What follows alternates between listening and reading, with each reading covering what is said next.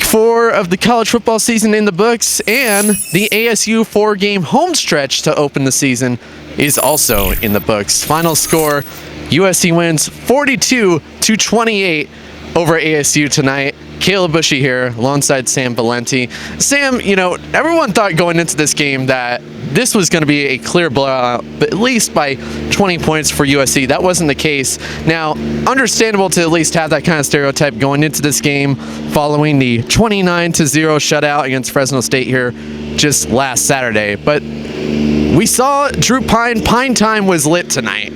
And let's not forget about Cam Scatterbu, who had 111 rushing yards. Pine had up to 221 passing yards. I never say any loss is good, but this was at least a loss in the right direction. Dillingham has restored hope in this program. Tonight we saw a very, very much improved Sun Devil football team. Like you mentioned, Cam Scatterbu was fantastic. Just his tenacious running of the football. Drew Pine made some beautiful throws. And how about Kenny Dillingham? Dilly, baby, with the trick plays. I just loved it. A much improved team out there in Tempe tonight. That was the biggest thing that ASU needed to work on. I mean, the defense was red hot last game, but the offense needed some work, and the person to fix that offense was none other than Kenny Dillingham himself. Incredible play calls tonight. I'm pretty sure Dillingham should be in charge, at least from now on the offensive play calls. That was just amazing.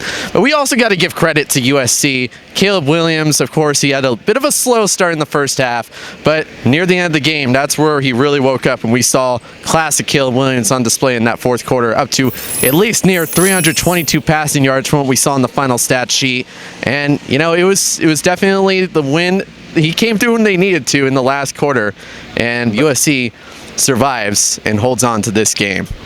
Yep, Caleb Williams showed tonight in Tempe why he is the defending Heisman Trophy winner, and there's a reason why many people think he can do it again this year. He showed it tonight. Some of the plays he made, he was simply a magician out there. And there's also a reason why Caleb Williams, many people think, will be the first overall pick in next year's NFL draft. Yeah, who knows? Caleb Williams might have a taste of his next hometown here if he declares for the NFL draft, or if he gets the number 1 pick. Should he go to the Cardinals? Cardinals are maybe entering the Caleb Williams sweepstakes. Who knows if they win that come the NFL draft in April? We'll see, but which should be interesting to see. Also, let's take a look here at Kenny Dillingham's post-game thoughts and what he said in the press conference. I'll say this on that topic. This was activating the Valley. Like, this environment is activating the Valley. The sold-out crowd, loud, 3rd and 20, the first drive with 2 penalties.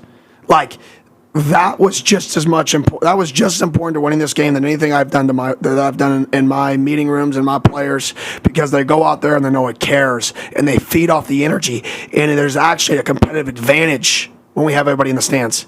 It's an advantage. So to see all the fans in the stands like that, to see the Valley like that, that's what we need every game. And if we get that every game, you're going to get the play that you guys want every game. Or at least I hope. It doesn't matter how we start. Like, what's the record matter this year anyways? It doesn't. The only thing that should matter is just getting better.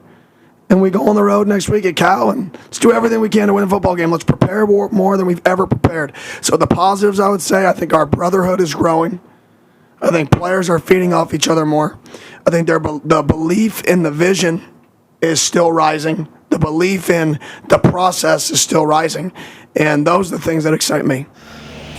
All right, that's Coach Dillingham in the post-game press conference. And now looking ahead, like I said, this was a 4-game home stretch officially concluding. Won't be long, though, until ASU is back here at home, but beginning next week, they have their first game on the road, and it is going to be a high noon game against the California Golden Bears, as next Saturday kickoff at 12 p.m. Arizona time, and this likely will be at least the last meeting for a while between these two teams. Both teams will be going to separate conferences after the Pac-12 will essentially part ways. What do you think is going to happen? ASU should have a much easier road for what lies ahead.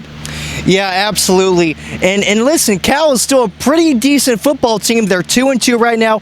They lost to Washington today. Of course, a very, very good team. Still put up over 30 points on the Huskies.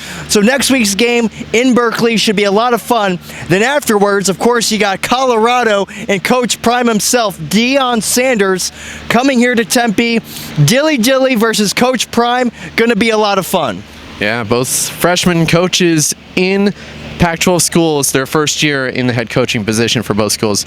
Really looking forward to that, and that will be the next time you will see us covering here at ASU. Just 2 weeks from now, when ASU will host Colorado. Don't think we have an official set time when kickoff is going to be, but we will, of course, let you know. Sam, also, we got to mention here, credit to the ASU fans for showing out tonight.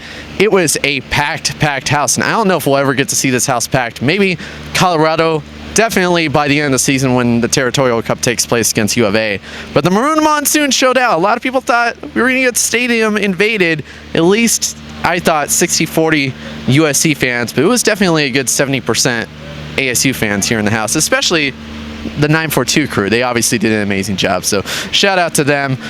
Sam, it was a great 4-game home stretch. Thanks so much for being here in part, covering all the madness, and of course, your first game without a rain delay this season. So it's all good, all good.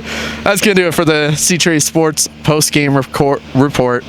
For Sam Valenti, I'm Caleb Bushy. Good night, once again in Tempe, and we will see you back here in 2 weeks.